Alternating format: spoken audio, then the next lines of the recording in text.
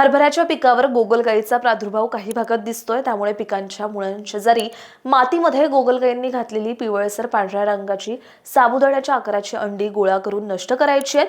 छोट्या आकाराच्या गोगलगायींच्या नियंत्रणासाठी 1 लिटर पाण्यात 100 ग्रॅम या प्रमाणात मिठाचं द्रावण करून त्यांची फवारणी करायची आहे। आपल्याला तर माहितीच आहे की गोगलगायी ओल्याव्याच्या ठिकाणी लपतात। त्यामुळे संध्याकाळी शेतामध्ये 7 ते 8 मीटर अंतरावर वाळलेलं गवत किंवा भाजीपाल्याच्या पिकांचे अवशेषांचे ढीग ठेवावेत। दुसऱ्या दिवशी सकाळी त्याखाली लपलेल्या गोगलगायी गोळा करून नष्ट कराव्यात।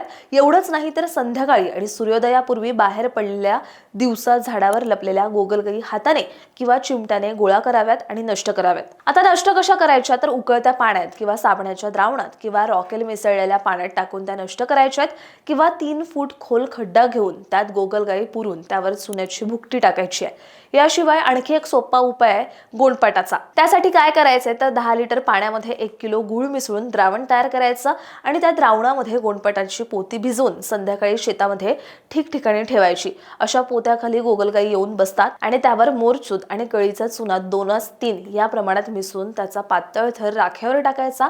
पण जमीन ओली असेल किंवा पाऊस असेल या पद्धतीचा फारसा उपयोग होत नाही। आणि लक्षात असू द्या, कुतूहलापोटी शंखांसाठी जिवंत गोगलगायी किंवा शंख एका ठिकाणाहून दुसऱ्या ठिकाणी घेऊन जायचे नाहीत। त्यामुळे पुन्हा प्रादुर्भाव होण्याची शक्यता असते।